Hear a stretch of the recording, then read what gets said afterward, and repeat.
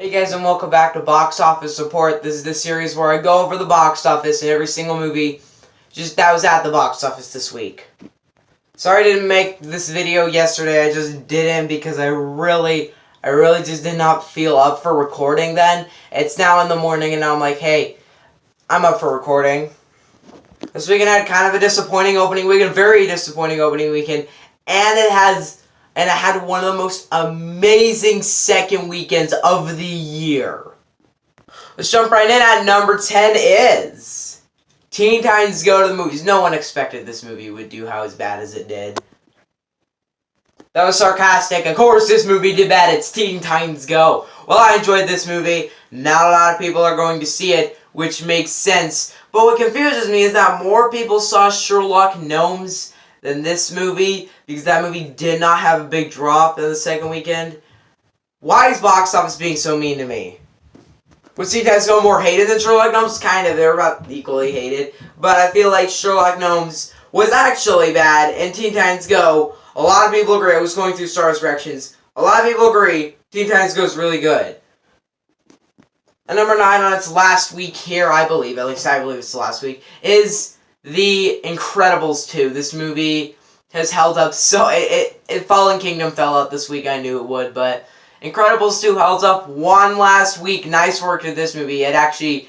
It went through the last 2 weeks of... June. Made it all the way through July, and it's August, and it is still here. That is impressive. It hasn't even... It's beat $5 million this week. That is really good. This movie is impressing me as heck. It's the last week here.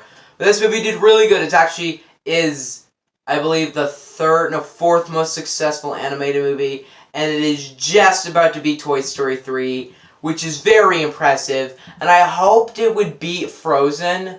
I know that's just me wishing, but it didn't. So, oh well. And number 8 is The Darkest Minds. Good God, that is way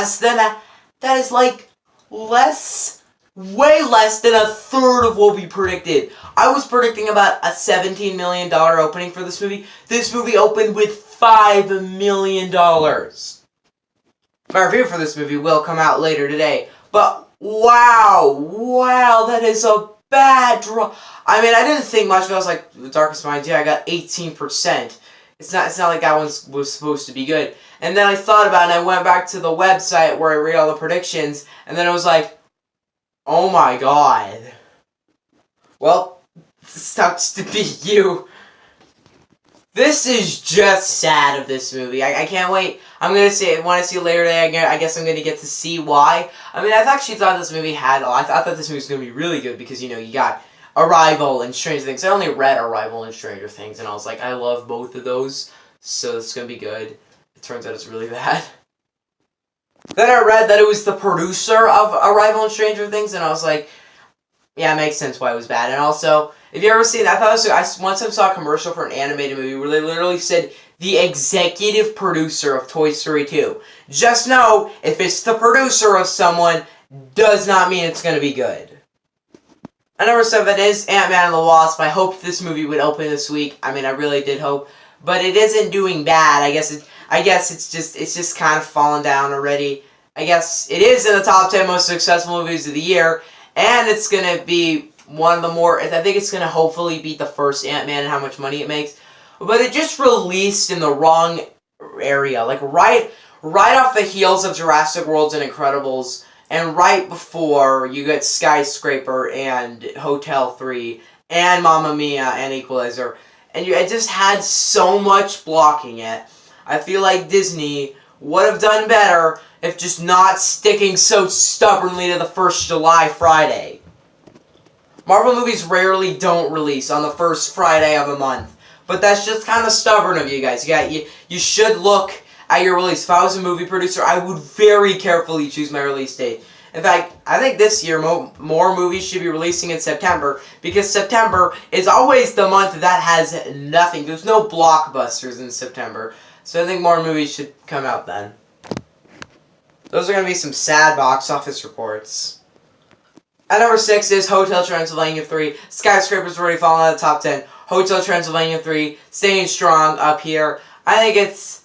I've said before, I don't care for this movie. I'm fine if it falls out. I don't even have much to say. It's just like, yeah, it made some money. Of course it did. They took families to see it.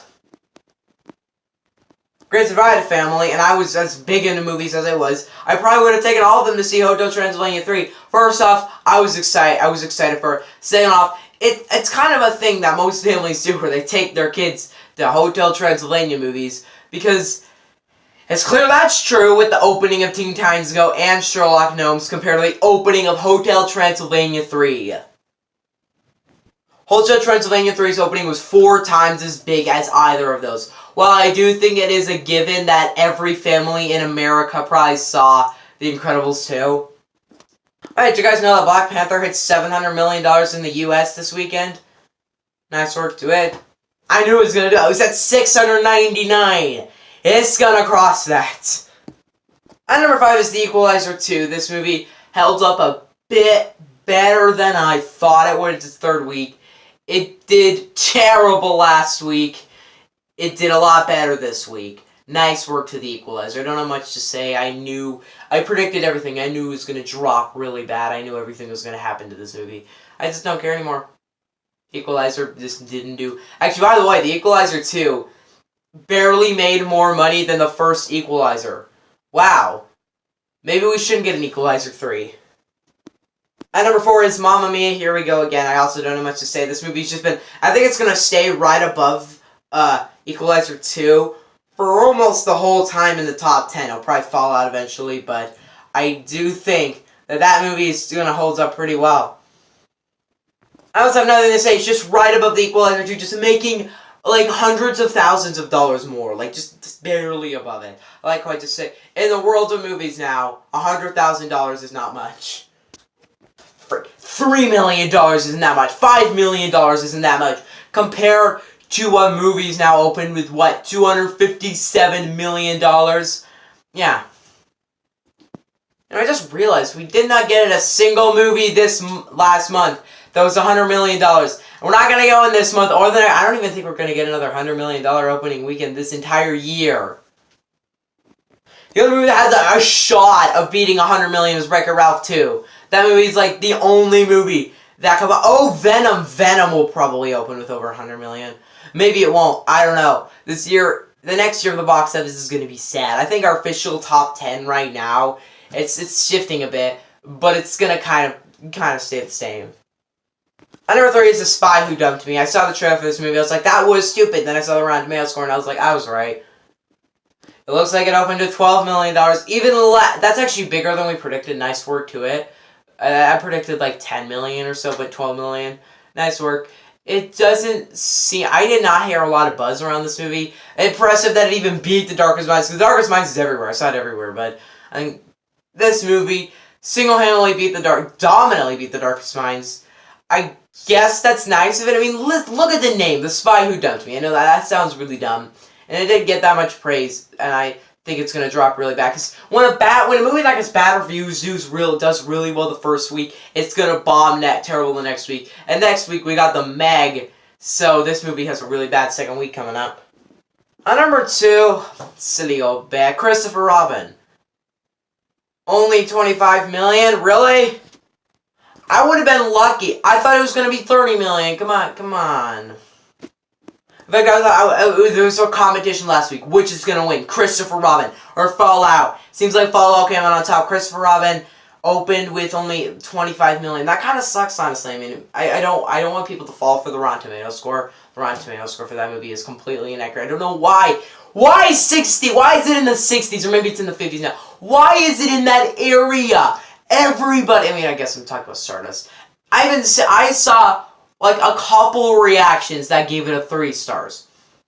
That means that on Stardust, the average rating for Christopher Robin is a 4 stars. And actually, the average rating on Christopher Robin on Stardust is 85%. I'm not going to tell you what the audience score is on Rotten Tomatoes because the audience score is totally screwed over.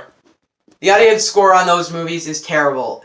I hate Rotten Tomato audience scores, because what happens is that what'll happen is critics will pan a movie, audiences will think, critics hated it, I'm gonna love it, and then they put fake reviews on the movie. Or if a movie gets really good reviews, it's not gonna get a good audience score. This happens a lot. Remember Hereditary? Yeah, that movie had a pretty bad audience score considering its Rotten Tomatoes score, its main tomato meter.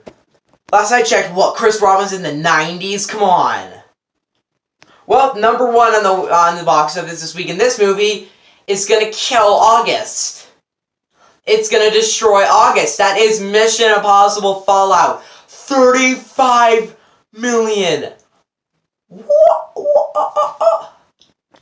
I thought it was gonna be 30 million. $5 million more than that. That might not sound like a lot in box office numbers, because that isn't. But think about the context of this. That movie, it's its second week. That means it got a low 40% drop. 42% drop on Fallout. I have not seen anything like that this year. The second weekend that impressed me the most this year was Black Panther, and I think it still is the most, because it didn't even have one of the biggest. It had like the 5th biggest opening weekend, but it had like the 2nd biggest second weekend. It was really impressed by it, because it lost like on the second weekend. It didn't drop 50%. It dropped in the 40s as well. But the thing about this movie is it's Fallout. It had Christopher Robin. Black Panther came out in such a spontaneous time, in such a good time, that a blockbuster of its caliber could just destroy everything. Black Panther was the most impressive. I saw a movie released a month before destroy the next month. Let's see.